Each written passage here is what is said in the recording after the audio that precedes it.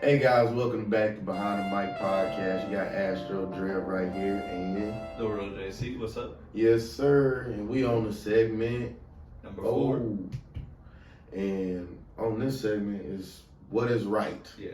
So with this question, I wanted to ask you. So, what was the time in your life where you had to make a decision that you knew was right because of your moral or ethical beliefs, things like that?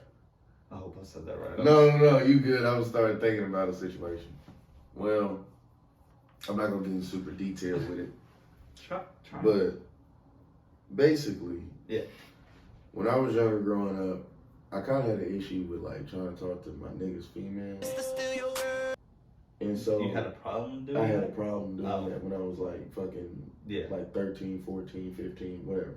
And no, it didn't get that. It didn't go that far fast. It didn't go past that age because I realized that's fucked up. Yeah. That's really fucked up. Like that's really fucked up. And there's so many females out here, so there's no point in doing that. Right.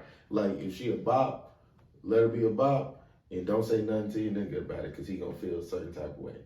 So Get pop. Sorry.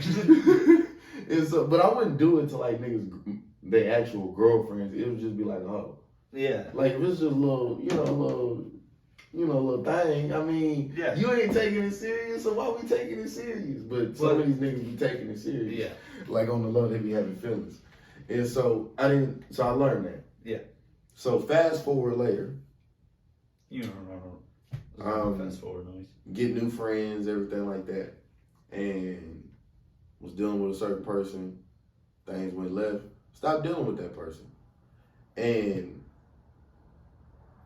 the person that was supposed to be my best friend ended up hanging out with the person I used to deal with. And my deal was like, hold up. no, I didn't really give a fuck because like the person is not healthy. Right. So it's just like whatever. But my deal was like, that's not morally right. Yeah, absolutely. That's like and that was the downfall of the whole friendship was because there was other things that wasn't morally right that the nigga was doing. Yeah. Like, but I was like, all right, that's not my business. So I'm gonna let it pass. I ain't gonna. I may say a couple little hints like, "Come on, nigga, you don't need to be dogging it out like that type shit." But it's not my relationship. It's not my business. So I'm not gonna get into it like that. Yeah. But when this nigga, like, when the shit got personal, it was like, what the hell? And then instead of like, I didn't take the right approach to even like. All my other niggas was like, nah, bro, did that shit. Like, nah. And I was like, yeah, but like, that's my nigga though, you know what I'm saying, whatever, like, I fuck with him. And they like, nah, bro, that's on some like, after everything you done told me that nigga be doing and shit, like, just did that shit. And that's what I should have done. But I got love for the nigga. So I tried to just, call him up there, and I was like, damn, I really sat up here and didn't say a damn word that was targeted towards this man's like who he was as a human being. I was telling him the things he was doing that was fucking with how it was making me feel. Like if you supposed to be my brother, you supposed to be my dog. We rocking like this, like how we say we rocking like this. You done seen me done crying over this bitch, done sit up here, done been broke, done got money, all this shit, done almost had to fight niggas. Like, you done seen all of this, and you gonna sit up here and do that to me? Like, and so that just had me, like, have a real change of perspective. Like, all right, if that nigga can do that to me, then anybody can do anything to me at this point. It don't matter what the relationship is like. Yeah. And so that ended up fucking me up. So now I'll be over here paranoid, thinking niggas gonna slime me out and shit, and it ain't even that deep. But I'm just like, I don't know, bro. Like that shit. Like when you go through experiences like that, I think it changes your aspect, or like, reality even. Reality aspect. Like, I think it just changes you as a man. Yeah. Because now Because I don't everything even you thought is just. Yeah. Because now it made me look at relationships different. Yep. And then this is a humbling moment that I had, and then I'm gonna pass it off to JC and let him speak. But I sit up there and I'm gonna check myself. You know, I sit up there and I spoke on the last episode and I said, it's outside of the people. You know, if some shit work out, it's gonna be outside of the people that's hating on us and everything like that. You know? And and sometimes I'll be having this feeling as if I'm all alone in the shit that I'm doing. I ain't got nobody supporting me type shit. I feel like that too. Yeah. Sometimes, but I know that I got Kayla. Mm-hmm. Like, I don't know, I just get wrapped up in my head. Mm-hmm. That's the biggest thing. Like, I know at the end of the day that I got her, but sometimes I can't control them thoughts. Yeah, so. And even outside of her, like, you got other people. Yeah. But you gotta ask them. You gotta realize, are you talking to them? Are you speaking to these people? You act like these people don't fuck with you, but really, in all reality, you ain't fucking with them. And it might be just because you got certain shit going on, you get busy. We all got kids, we got a job, we doing our thing. We gotta do what we gotta do. But if you ain't reaching out to these people and trying to talk to them, I mean, they ain't gonna reach out and speak to you, but that don't mean that they don't fuck with you. They don't got love for you. So that was a real humbling moment for me because we had, I sent it to some people that I was cool with, and they all hit me back and shared it for me. We got 700, we got like almost 800 plays on that reel. So that's just me sitting there saying like, hey, I was wrong. I ain't gonna say nothing like that no more. I was out of line on that little part. We don't want nobody feeling any type of way towards us, and we honestly don't mean no ill will or nothing like that, for real. Oh, shit. My bad, I just threw it to you. Well, I just looked over as you no, went you to good, me. you good. What do you feel like is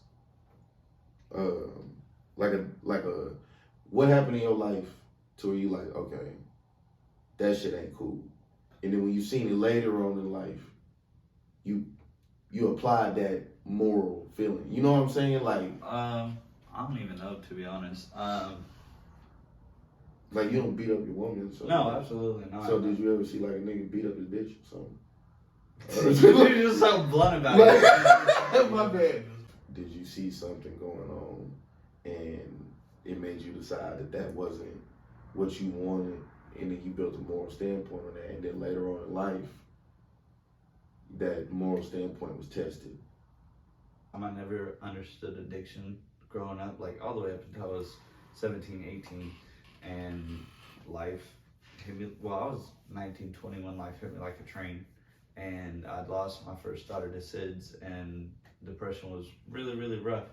I never thought I'd understand. I never understood addiction. I never understood why my birth mom, could choose that over us, especially after being clean for 4 years, having all of us under the same roof, and then boom. But I learned real quick when the depression kicked in. I used to smoke weed, so it helped, and I don't want nobody to go out there and go smoke weed just because you're depressed. But it changed the way that I look at how addiction is, because one thing that just helped me get through the moment was something that took me forever to get off of. Boy, yeah, I'm glad that you spoke. Crazy. The appetite, the dreams are so livid afterwards too. Dude, I swear to God, like, I'm glad that you spoke on that, because I think that's really something that needs to be spoke on. I was sitting there, I was doing my thing, whatever. I was working at a warehouse, so who gave a damn? You know what I mean?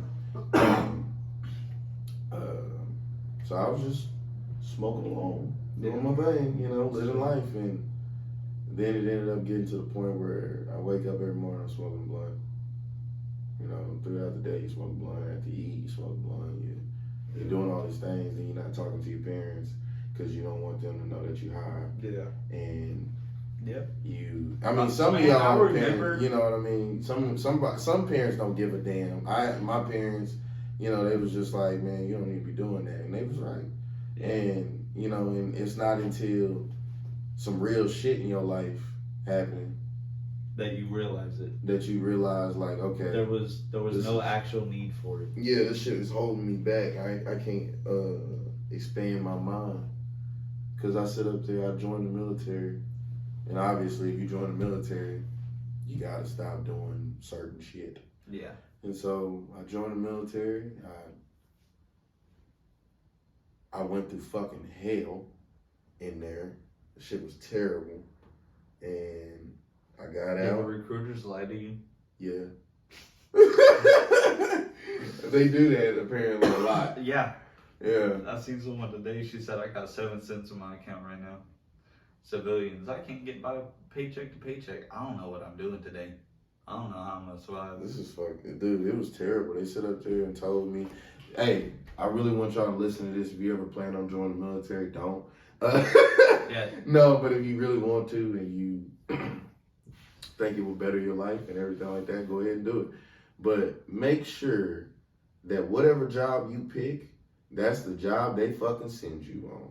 Not no fucking, oh, we can do this and we can fuck all of that. If it ain't the job that I'm requesting, then I don't want to go. Cause when I sit up here and question the shit, they sit up here and try to act like, because I sit up here and said that that's not correct, everything else like this. The dude told me all this other shit, and I got upset about it because I had a plan. This is my life. I quit my whole job. I had a whole vehicle. I had a whole place. Like, so quitting my job and giving up my whole life to then be lied to and misled, I'm going to be fucking pissed. Yep. And then they sit up there and was like, okay. They sent me in for a therapy session, basically like a venting session, basically, like, or a therapy session, whatever you want to call it. They didn't call it a therapy session because the bitch wasn't licensed. So I just thought it was like a venting session, basically. Yeah. So I'm going in there and she's like, so explain basically what's going on, what you're going through. And I'm like, I'm going through this. I got all this stuff back at home. It's a lot. And now I'm finding this information out that what I was told was incorrect. And now I don't even know what my job gonna fucking be type shit. And it goes from that to an actual fucking therapist. Oh, damn. And now they telling me, well, you shouldn't be reacting like that. And I'm like, huh? That's what had me fucked up. I said, so you telling me that if I give up my whole fucking life and then I get lied to, I shouldn't damn near freak the fuck out? Like, I'm in a fucking place that I don't want to be in hell. These niggas is tripping. Like, these niggas is for real tripping on some shit. We ain't even doing military shit. We folding clothes all day. Okay? Huh. So, no what bullshit. branch again? Air Force. Chair Force. Oh, yeah. Yeah, Chair Force. Chair Force, yeah. Man. And so, hold on. It gets even better. So, mind you, I was in there for a good little bit. Yeah. And so, then they fucking tell me, okay, well, we're going to put you on fucking in the mental hold because I have adjustment disorder. I said, what the fuck is adjustment disorder? And basically, they said it's technically acute depression. They're just trying to... I said, what the fuck? Acute? I said, bitch, acute is 30-degree angle, bitch. What are you talking about? I'm a human, not a... I ain't even half depressed, bitch. I'm 30, like, you trying to say I'm 20 to 30% depressed.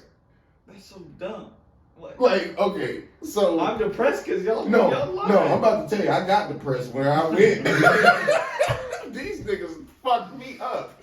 So, I'm walking. I got all my shit, right? And I'm sad as hell because nigga, I gave up my whole life and now they telling me I gotta go over here and then I gotta go get, I gotta go appeal it, basically. Because I said, that's bullshit. I said, nah, y'all ain't about to do me like that. I said, that's bullshit. Yeah. And so they said, okay, well, you can appeal it. I was like, okay, fuck it, yeah, I'll appeal it, hell yeah.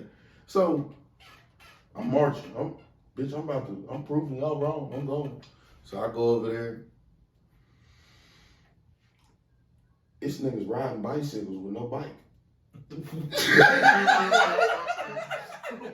What? You think I'm capping? It's niggas riding bicycles with no bike. This niggas fucking coloring on the concrete with crayons and shit. I'm like, I said, what the fuck happened? This niggas, these like, so I found a little group of dudes. Okay. And it was Renz, Casa, and Ren Hill. And these niggas was cool as hell, but the funny thing was, me and Ren Hill got rolled up. Because these niggas was in there like fucking, bro, every time the lights would cut off, these niggas would start screaming and shit, running around and shit. It was crazy. So I was like, I couldn't go to sleep. So they had this little chill room. So I walk in the chill room, I'm reading my book. Little did I know, they got cameras all in this motherfucker. You're not allowed to be in there? So you're not allowed to get up out your bunk. Like it's only cameras in the chill room. Yeah. There's no cameras anywhere else. And so when I went in the chill room, all of a sudden I'm sitting there reading the book, and then this nigga walked in on me and was like, "What are you doing?" I was like, "What the fuck?" He said, "What the fuck are you doing?" Red Hill was asleep. He was supposed to be on duty, on watch. So Red Hill get rolled up. So he get rolled up, and then he like, "Y'all gotta come down and meet me in the office." I'm telling the fucking the master sergeant, whatever, chief, whatever you want to call it. So we go down there. The next day, he like, "So why were you up reading?" I said, "Cause these niggas won't shut the fuck up. I can't go to sleep." And then he like, "So why weren't you on watch, Ren Hill? You was asleep." He's like, "Man, they be so loud all the time. I just fall asleep when I can get a chance and all this." I was like, it wasn't Ren Hill's fault. He didn't know what I was doing. And then he was like, "Well, you're good, but Ren Hill, I'm writing you up." Damn. So Ren Hill didn't like me, nigga. I can tell. Never mind. Go ahead. Okay, all right. So Ren Hill was mad at me, right? Right. So we getting into this shit, and I'm there for like 2 weeks now. And like at this point, I feel like I'm going insane. Yeah. Like, because it's to the point where niggas is getting their dick sucked. What? Dude, where the fuck are you going? Bro, I was in hell, dog. In hell, bro. It was like the nigga was on watch. It was two dudes, and this dude apparently was getting his dick sucked. What the fuck? And I was like, and I remember that night, and I remember this nigga, they was playing.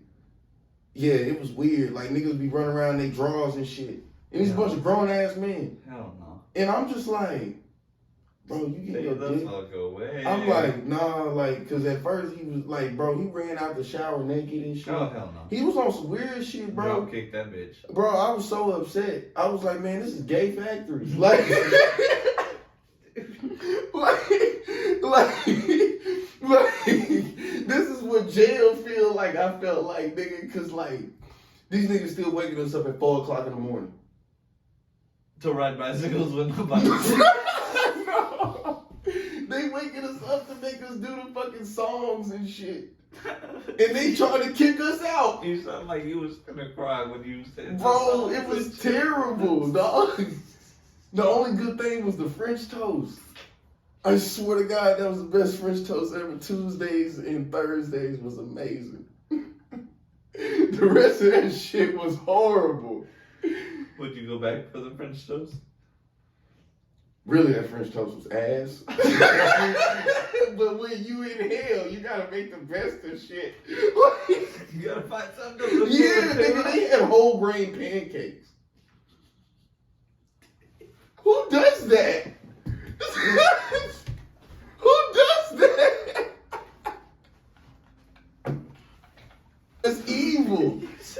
fucking evil. And you know what's really fucked up? Hold on, no, it get even better with JC. It can't get better. It get better, bro. So look, before I got kicked out, Pancakes. bro, whole grain pancakes, bullshit. Okay. So before before these niggas was trying to kick me out and I was still in the main shit. Yeah. We had to go to the mess hall, you know, and shit.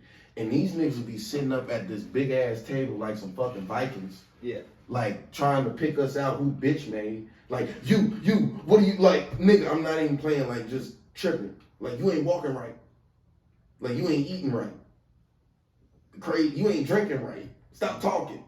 Like tripping, dog. So, but I guess it's supposed to instill character. I don't know. But I'm back so we go through there or whatever, and then we go outside because we got to line up after we eat. Yeah. And this dude I'm with, he like, bro, you know they got ice cream? I said, we ain't had no sugar. Everything is no sugar. Yeah. So I'm eating sugar packets, nigga. Like a motherfucking feed, nigga. We sneaking sugar packets back to the door. Fucking hitting these bitches like cocaine, nigga. Like, so they tell us that they got ice cream. You think I'm lying about this shit, nigga? We was in there trapping sugar, nigga. Bro, I was stealing sugar, and like I was like, man, you gonna have to come up that, because they would give us chocolate bars, right? But the chocolate bars would be like these fucking whatever they gave. Anyway, they weren't good at all. Okay. And so, the nigga, so we would get the little sugars and shit. We'd be like, I like the chocolate bars. So I'd be like, shit, I got like 4 of these chocolate bars. I got some motherfucking crackers, nigga. I switch, you know what I'm saying? I got the sugar, the crackers, nigga, just trade me up. Right. And we hitting plays, like we try to get the chocolate bars, nigga. You gotta do what you gotta do. And so nigga tell us they got ice cream in there. So we like, what? Where it at? And they go, you don't want to know where it's at though. I said, where's it at, bro? It don't matter. Like we getting that. And he was like, no, like it's next to the Vikings. What? I said, the table, nigga. Yeah. We're all the Master Chiefs, nigga. They're all there. They sit there to pick at you. Yeah. It's right there to the left of it.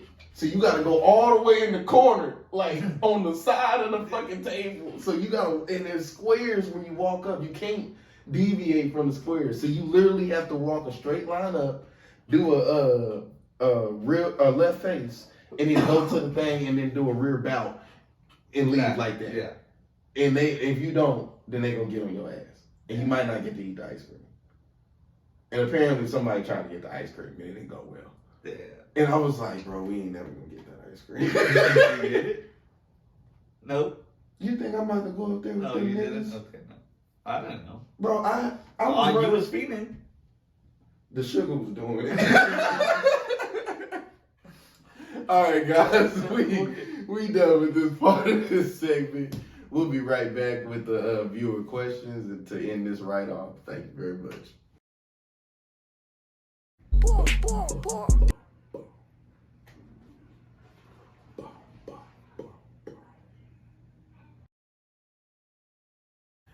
All right, guys, we back with Behind the Mic podcast. We're going to get on this viewer questions real quick, and then we're going to go ahead and get out of here. So for the first person, we got K Dustine Moses. Yeah. And I'll put her up there. Boop. And she said, how do you think everything is going with your rapping? Has it been easy or hard? If so, how and why? I think my rapping is changing direction. I think for a long time I was trying to figure out my sound, trying to figure out what I wanted to create, what I was good at creating, and I've gotten a good idea of where I'm headed going into 2024, and I'm excited for what we're gonna be delivering for y'all. When it comes to if it's been easy or hard, there's been moments where it's been easy. Gaining the knowledge helps a lot. College helps a lot. It helps me deal with this content creation, you know, that me and Drew are doing with the podcast. It helps a lot with my professionalism when I reach out to a client or to an artist to potentially come on the podcast for future episodes. All of those things have, you know, play a part in making it easier. But however, staying motivated, not even in a bad way of like, oh, I'm gonna quit rapping or anything, but every rapper has that phase of not knowing what's next. And for the long time, that was my issue. I didn't know what was next when I was wanting to reach that next level. And I finally feel like I got my foot in the door. I know the direction I want to go. Now it's just time to execute. Yeah, I feel like you improved a lot. Appreciate it. I really do.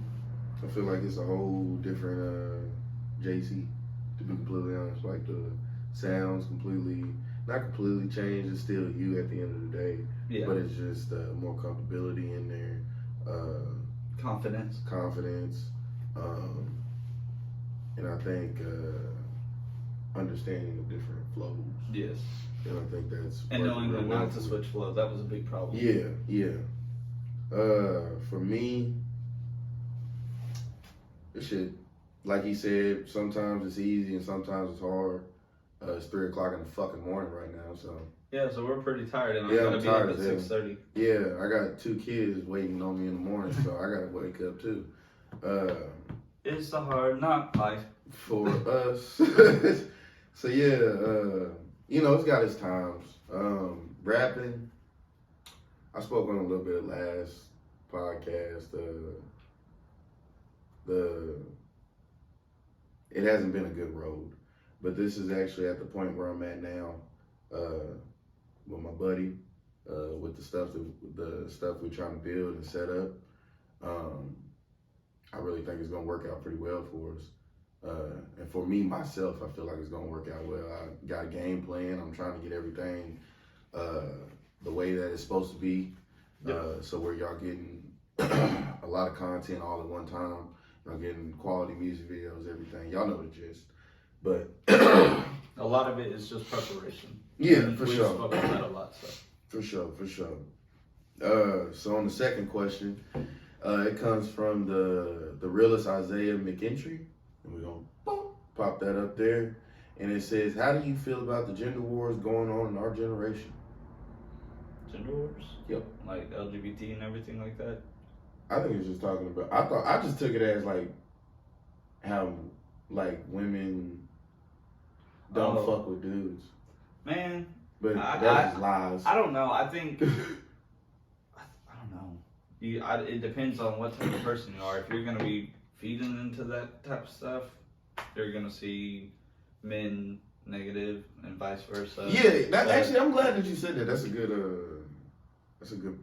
way to put it. Yeah. Like, if you want to feed into it, then yeah, you're going to see if you come at it with already the looking glass, yeah. Like, you know what I'm saying? If you look, yeah, whatever the hell it's called. But if you're already looking at a man as if he's already a piece of shit, he's gonna treat you like shit, everything like that, then you're gonna look for things in him doing it, I mean, in his personality or his actions, and you're gonna try to justify your bias, and that might not even be really the case. And it's still vice versa. It's it's with men as well, because men is some fucking females now.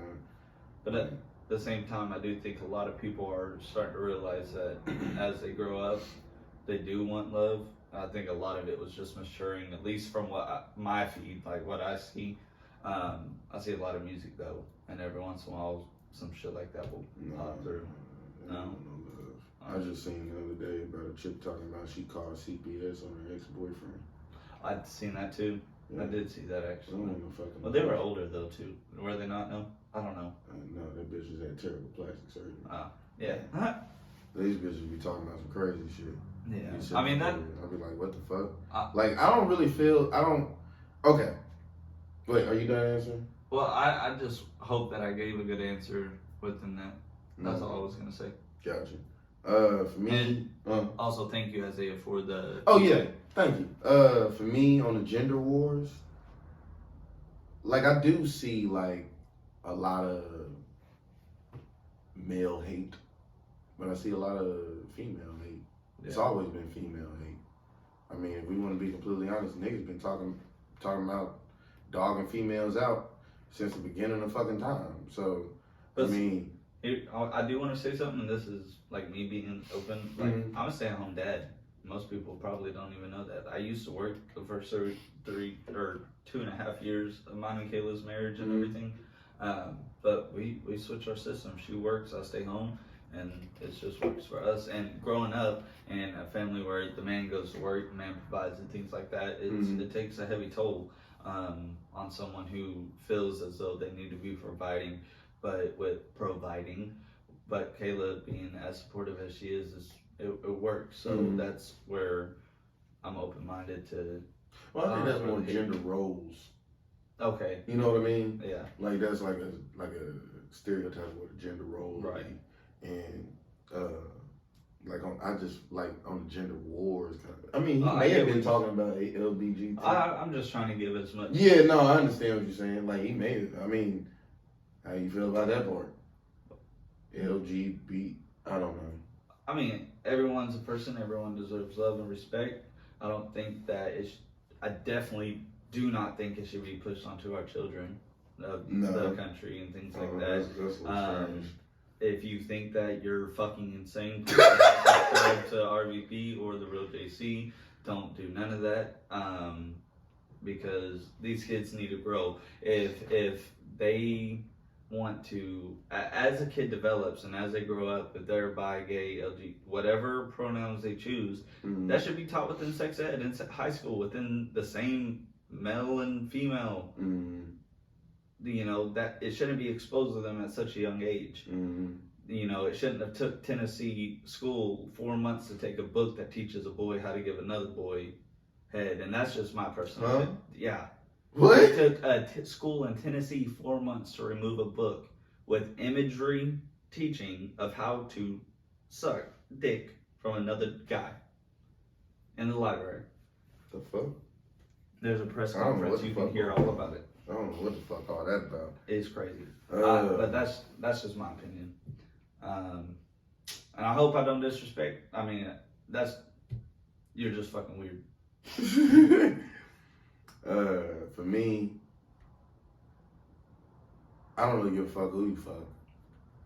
I don't give a fuck if you want to cut your dick off, you want to put a penis there. I don't give a fuck. That's none of my business.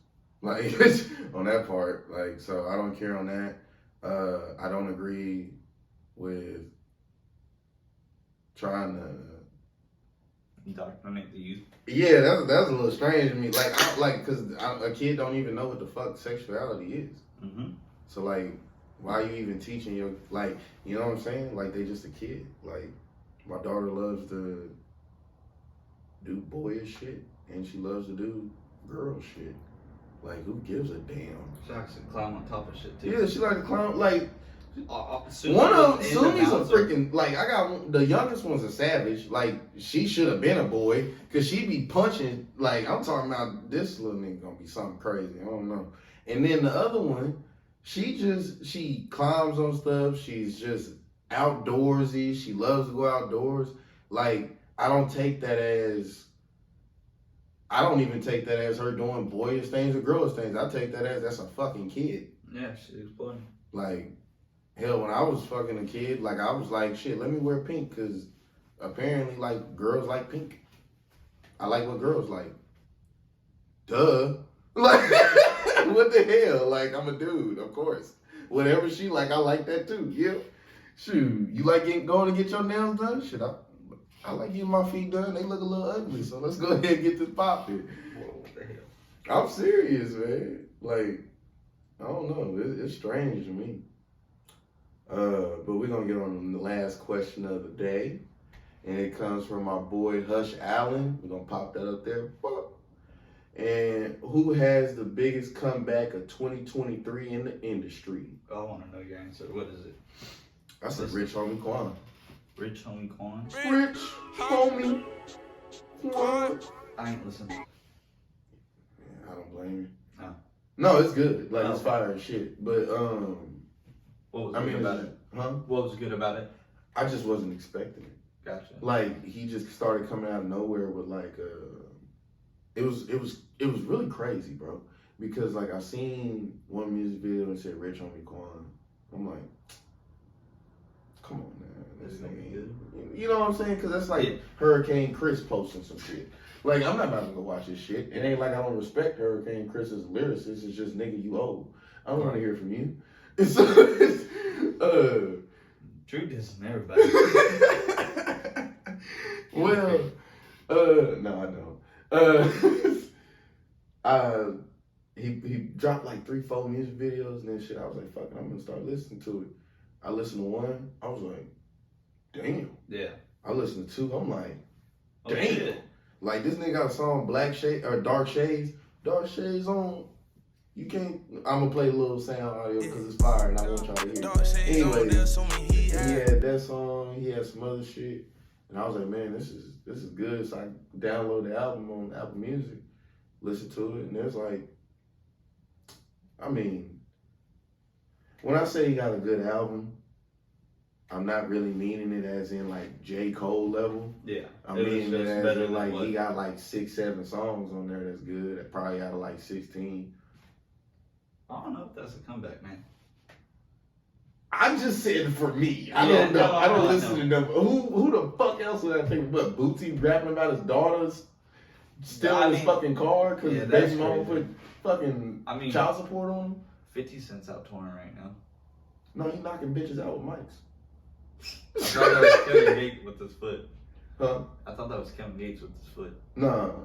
50 Cent knocked a bitch out with a mic. When did this happen? On tour. Like, how long ago? Like 2 weeks ago. Damn. He hit a bitch in the head with a mic. Like, wow. On purpose?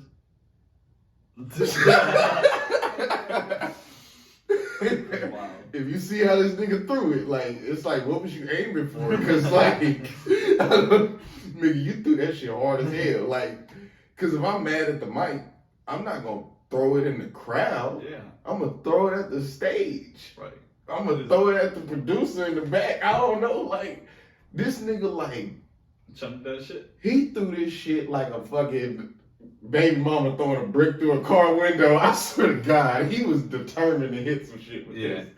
I'll have to look that up. That's crazy.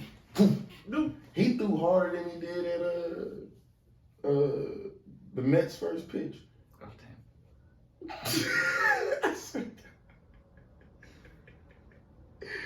I'm gonna put it up there so y'all can see this shit. I think, for me personally, the comeback would be MGK. Everybody was dog talking him about switching genres, and then he can't. Why are you gonna roll your eyes? You didn't like the tracks he put out? I only heard one. But you need to go listen to it. I actually like the one that's in my playlist. Okay, bet. Yeah. Well, I thought it was nice. Everyone was dogging him, he switched genres, but who gives a fuck? I know. He making money. He making money. Yeah. Shit, I might be a fucking country singer after one. I got more plays on my country shit. BMC. I'm trying to get right. Well, that's it for this week's All right, episode. guys. We appreciate you joining, and make sure to subscribe, turn on the bell notification. We're trying to get 15, 20 subscribers. Just No, fuck that. I need 50. Go run it. And just get 10 likes, and we'll catch up. Bye. Yeah, see you.